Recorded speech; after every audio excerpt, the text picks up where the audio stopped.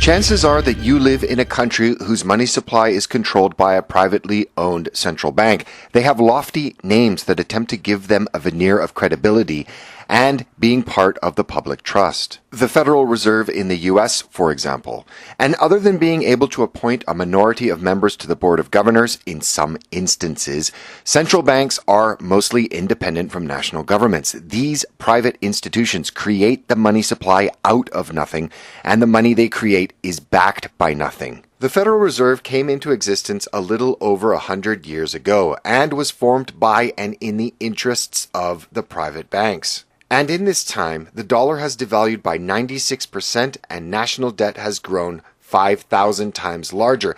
And finally, in March 2008, then Chairman Ben Bernanke admitted that just 16 years after the Fed was created, it caused the Great Depression that ended in the Second World War. Oops, sorry, we won't do that again, he said, as the Fed has learned its lesson. The Fed is privately owned and its shareholders are private banks. Who those shareholders are is mostly unknown, as this information is made as opaque as possible.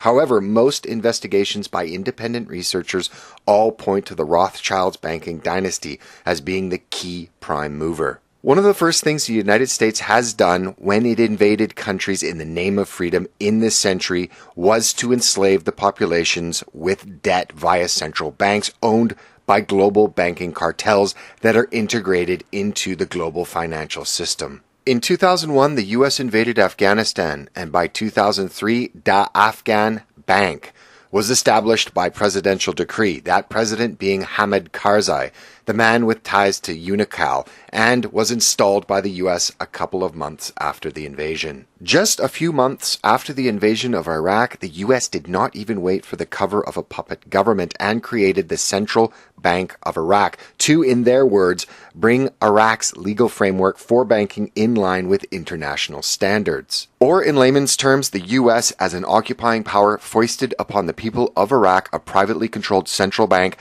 which then began to issue debt. And just an aside, I have done a video previously on why Libya under Muammar Gaddafi was destroyed as he attempted to implement a gold-backed currency that would be outside the central bank system and would have challenged the petrodollar.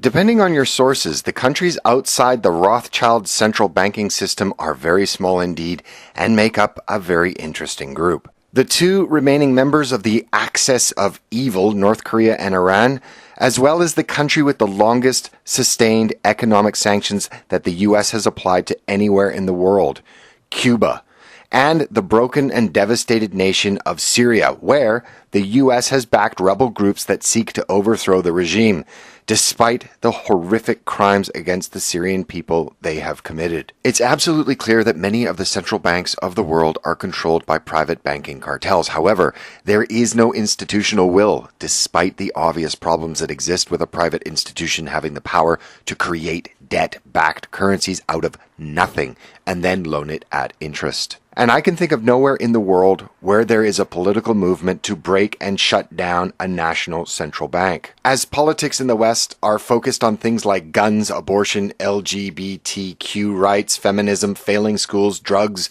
soft and hard, race relations, the failing welfare state, and mass uncontrolled immigration from developing nations that is supposed to fix all of this. It seems hard to understand why governments that are supposed to put the security and safety of its citizens as its top priority, whether that be physical or financial, have so willfully negated their responsibility. Central banks control the money supply, but it is commercial banks that create most of the money via fractional reserve banking, meaning banks only hold a fraction of the amount of its deposit liabilities. It creates money by loaning out money they do not have at interest, and thereby creating debt. Voila. Our currencies are created in debt, and our debt, whether personal or public, is created out of nothing. So why do governments throughout the Western world speak of the dire horrors that await a country that does not expand its population? With falling population, banks have fewer people to issue debt to, and even more difficult for banks is that most throughout the Western world are maxed out on their ability to carry more debt. Canada holds more personal debt than the citizens of any other G7 country, and its cities have some of the most overvalued real estate on the planet. The same is for Australians, who, not part of the G7, are in fact the most indebted people in the world. Canadians in Canada and Australians in Australia are milked populations. You would have more luck drawing water from a stone than finding populations that are so thoroughly owned via debt service slavery. Ever wonder why Canada and Australia are so eager to allow hundreds of thousands of new debt slaves to enter their countries every year, despite high unemployment, deteriorating services, and the destruction of social cohesion? None of this matters, as Canada and Australia, like the rest of the West, keep pumping new cogs into the debt machine. Mass immigration of people from the developing world who lack language skills as well as formal education also keeps the labor market artificially high and depresses wages. The gutting of the middle class everywhere and the creation of McJobs forces people into endless years of seeking credentialism in the hope of getting a better job, thus more student loans and more debt. More people struggling means more people on government assistance, which means more people will vote to expand welfare benefits, thus more national debt. Without an expanding population, banks lose, as they have less ability to issue debt that is created out of nothing via fractional reserve banking. The more immigration that is foisted on a country from the developing world,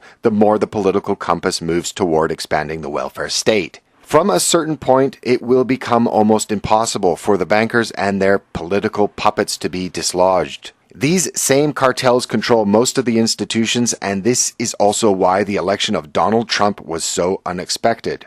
However, with the continued demographic and thus political shift in the US as well as the rest of the Western world, democratic nations with populations that are impoverished through this system will move to ever less free and more overtly controlled societies, and this will end the ability to effect change peacefully. And should there be any violence or the fashionably new blasphemous crime in the West, intergroup feelings of hate or resentment in the pressure cooker that has been created, then it provides even more license for overt totalitarian measures and the shift to an open police state. And the destruction of your society is all the result of a small group of people, their greed, and lust for power. Banking reform and the elimination of debt-backed currencies is probably one of the most important issues in the world today, and it is never spoken about because those that rule you also fool you with their bought and paid for controlled media and political class. And also, I will be making, if this video proves successful, a video delineating